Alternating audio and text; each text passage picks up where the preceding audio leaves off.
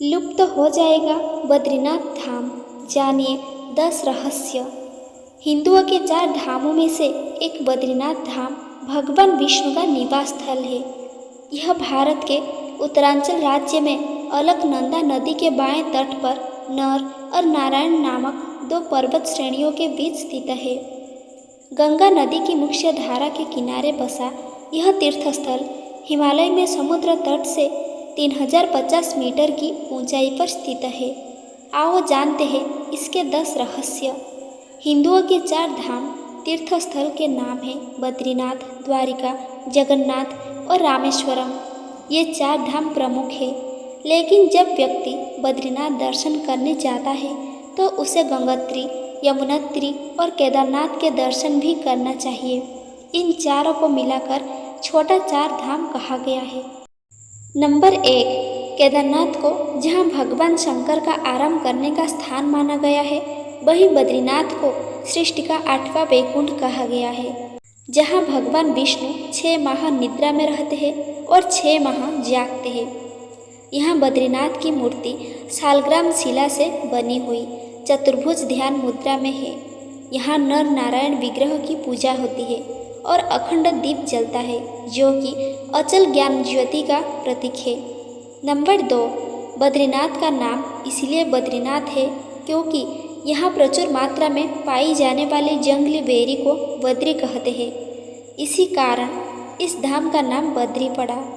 यहाँ भगवान विष्णु का विशाल मंदिर है और यह संपूर्ण क्षेत्र प्रकृति की गोद में स्थित है। नंबर 3, केदार घाटी में 2 पहाड़ है, नर और नारायण पर्वत। विष्णु के 24 अवतारों में से एक नर और नारायण ऋषि की यह तपभूमि है। उनके तप से प्रसन्न होकर केदारनाथ में शिव प्रकट हुए थे। दूसरी ओर बद्रीनाथ धाम है, जहाँ भगवान विष्णु विश्राम करते हैं। कहते हैं कि सतयुग में बद्रीनाथ धाम की स्थापना नारायण ने की थी। भगवान केदारेश्वर ज्योतिर्लिंग के दर्शन के बाद बद्री क्षेत्र में भगवान नर नारायण का दर्शन करने से मनुष्य के सारे पाप नष्ट हो जाते हैं और उसे जीवन मुक्ति भी प्राप्त हो जाती है। इसी आशय को शिव पुराण के कोटि रुद्र संहिता में भी व्यक्त किया गया है। नंबर 4, पुराणों अनुसार भूकंप, जल प्रलय और सूखे के बाद गंगा लुप्त हो जाएगी और इसी गंगा की कथा के साथ जुड़ी है बद्रीनाथ और केदारनाथ तीर्थस्थल की रचक कहानी। भविष्य में नहीं होंगे बद्रीनाथ के दर्शन, क्योंकि माना जाता है कि जिस दिन नर और नारायण पर्वत आपस में मिल जाएंगे, बद्रीनाथ का मार्ग पूरी तरह बंद हो जाएगा। भक्त बद्रीनाथ के दर्शन नहीं कर पाएंगे। पुराणों अनुसार आने वाले कुछ वर्षों में वर्तमान बद्रीनाथ धाम और केदारेश्वर धाम लुप्त हो जाएंगे और वर्षों बाद भविष्य बद्री नामक नए तीर्थों का उद्गम होगा। यह भी मान्यता है कि जोशीमठ में स्थित नृसिंह भगवान की मूर्ति का एक हाथ साल दर साल पतला होता जा रहा है। जिस दिन यह हाथ लुप्त हो जाएगा, उस दिन बद्री और केदारनाथ तीर्थस्थल भी लुप्त होना प्रारंभ हो जाएंगे। नंबर 5, मंदिर में बद्रीनाथ की दाहिनी ओर कुबेर की मूर्ति भी है। उनके सामने उद्धव जी है तथा उत्सव मूर्ति है। उत्सव मूर्ति शीतकाल में बर्फ जमने पर जोशीमठ में ले जाई जाती है। उद्धव जी के पास ही चरण पादुका है। बाईं ओर नर नारायण की मूर्ति है। इनके समीप ही श्रीदेवी और भूदेवी है। नंबर 6, भगवान विष्णु की प्रतिमा वाला वर्तमान मंदिर 3133 मीटर की ऊंचाई पर स्थित है और माना जाता है कि आदि शंकराचार्य 8वीं शताब्दी के दार्शनिक संत ने इसका निर्माण कराया था। इसके पश्चिम में 27 किलोमीटर की दूरी पर स्थित बद्रीनाथ शिखर की ऊंचाई 7138 मीटर है। बद्रीनाथ में एक मंदिर है जिसमें बद्रीनाथ या विष्णु की वेदी है। यह 2000 वर्ष से भी अधिक समय से एक प्रसिद्ध तीर्थ स्थान रहा है। नंबर 7, बद्रीनाथ में अन्य कोई प्राचीन स्थल है, जैसे अलकनंदा के तट पर स्थित अद्भुत गर्म झरना जिसे तप्त कुंड कहा जाता है, एक समतल चबूतरा जिसे ब्रह्म कपाल कहा जाता है। पौराणिक कथाओं में उल्लेखित एक सांप शिला है। शेषनाग की कथित छाप वाला एक शिलाखंड शेष नेत्र है। भगवान विष्णु के पैरों के निशान है चरण पादुका। बद्रीनाथ से नजर आने वाला बर्फ से ढका ऊंचा शिखर नीलकंठ, जो गढ़वाल क्वीन के नाम से जाना जाता है। नंबर 8, पौराणिक कथाओं और यहाँ की लोक कथाओं के अनुसार यहाँ नीलकंठ पर्वत के समीप भगवान विष्णु ने बाल रूप में अवतरण किया था। कहते हैं कि भगवान विष्णु जी अपने ध्यान यज्ञ और विश्राम हेतु एक उपयुक्त स्थान खोज रहे थे और उन्हें अलकनंदा नदी के समीप यह स्थान बहुत भा गया। उस वक्त यह स्थान भगवान शंकर और पार्वती का निवास स्थान था। ऐसे में विष्णु के एक युक्ति सोची। एक दिन शिव और पार्वती भ्रमण के लिए बाहर निकले और जब वे वापस लौटे तो उन्होंने द्वार पर एक नन्हे शिशु को रोते हुए देखा। माता पार्वती की ममता जाग उठी।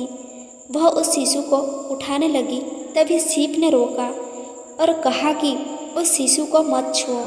पार्वती ने पूछा क्यों? शिव बोले, यह कोई अच्छा शिशु नहीं है। सोचो यह यहाँ अचानक कैसे और कहाँ से आ गया।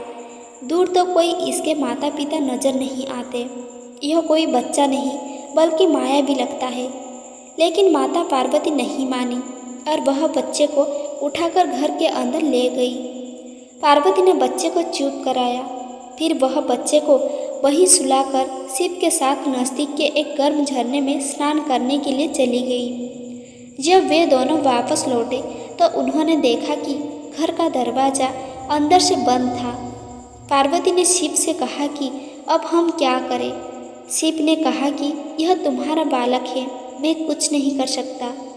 अच्छा होगा कि हम कोई नया ठिकाना ढूंढ लें, क्योंकि अब दरवाज़ा नहीं खुलने वाला है और मैं बलपूर्वक इस दरवाजे को नहीं खोलूँगा। कहते हैं कि शिव और पार्वती वह स्थान छोड़कर केदारनाथ चले गए और वह बालक जो भगवान विष्णु थे वहीं जमे रहे। इस तरह भगवान विष्णु ने जबरन बद्रीनाथ को अपना विश्राम स्थान बना लिया। नंबर 9, जब भगवान विष्णु ध्यान यज्ञ में लीन थे तो बहुत अधिक हिमपात होने लगा। भगवान विष्णु और उनका घर हिम में पूरी तरह डूबने लगा। यह देखकर माता लक्ष्मी व्याकुल हो उठी।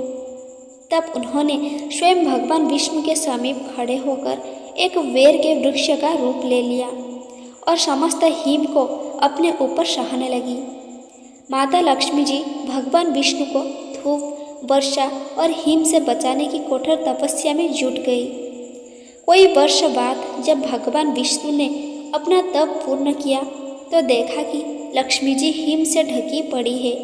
तो उन्होंने माता लक्ष्मी के तप को देखकर कहा कि हे देवी, तुमने भी मेरे ही बराबर तप किया है, सो आज से इस धाम पर मुझे तुम्हारे ही साथ पूजा जाएगा। और क्योंकि तुमने मेरी रक्षा बद्री वृक्ष के रूप में की है, सो आज से मुझे बद्री के नाथ के नाम से जाना जाएगा। इस तरह से भगवान विष्णु का नाम बद्रीनाथ पड़ा।